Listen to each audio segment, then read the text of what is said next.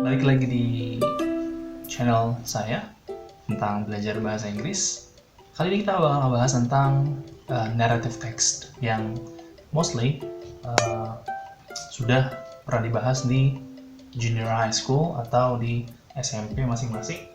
Tapi kali ini kita akan membahas singkat, kemudian ada perbedaannya, ya, dan jenis-jenis naratif. Langsung aja, narrative text. Kita mulai dari definition, ya, an imaginary story to entertain people. Cerita imajiner, cerita fiksi, cerita karangan yang diperuntukkan menghibur, ya, menghibur. Tidak lain tidak bukan adalah untuk menghibur. Kemudian langsung ke generic structure, susunan-susunan paragrafnya, konteksnya dalam setiap paragraf itu ada apa aja. Pertama, ada orientation, ya, yaitu ada opening paragraph, ya. Opening paragraph artinya paragraf-paragraf pembuka. Kemudian ada introduction yang memperkenalkan karakter, background, and time. Karakternya siapa aja, dari mana, latar belakangnya apa, tempatnya di mana, dan setting waktunya di mana. Kemudian bukan setting waktu deh, zamannya kira-kira zaman apa gitu, tapi tidak terlalu spesifik, ya. Lanjut ke generic structure bagian 2, complication. Ini jatuhnya kayak klimaks, ya, cerita yang klimaks. Jadi the problems are developed, di mana masalahnya dalam setiap cerita itu dikembangkan. Yang membuat cerita naratif ini menjadi lebih digemari adalah karena klimaksnya, ada masalahnya, ya. Kemudian yang ketiga ada resolution, the problems are solved. Jadi intinya di sini kamu cerita, ya, ada orientation, kemudian naik, ya, masalahnya muncul, ya, klimaks, kemudian diakhiri dengan resolution, seperti itu. The problems are solved, masalahnya diselesaikan. Kemudian coda atau evaluation, ya, ini optional aja, bisa ada bisa enggak. Lebih ke moral of the story, ya, moral dari cerita yang kamu temukan di naratif teks tersebut, seperti itu. Kemudian purpose-nya tidak lain tidak bukan seperti yang tadi sudah saya jelaskan, to amuse, ya, atau to entertain, untuk menghibur, dan juga to learn lessons of life from the story. Jadi kita juga harus belajar pesan moralnya dari setiap cerita, ya, untuk mempelajari bagian-bagian kehidupan, entah itu etika atau pelajaran hidup dari setiap cerita. Kemudian ada language feature. Seperti biasa, kalau kemarin kita sudah nggak bahas tentang recount, ya, recount. Sama halnya dengan narrative text, sama-sama memiliki past tense. Bisa simple, bisa continuous atau progressive, bisa perfect and perfect continuous. Yang penting past tense, lampau, ya. Kemudian ada adverb of time seperti one day, ya, biasa banget nih di teks-teks naratif yang sudah kalian pelajari mungkin sebelumnya. Kemudian ada time conjunction, bukan time conjunction, konjungsi waktu dalam bahasa Indonesia, ya, seperti and then gitu.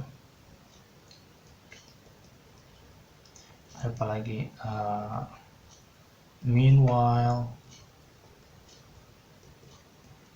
after that, ya, semacam itulah. Kemudian ada specific character yang disebutkan, misalnya Cinderella, ya, Cinderella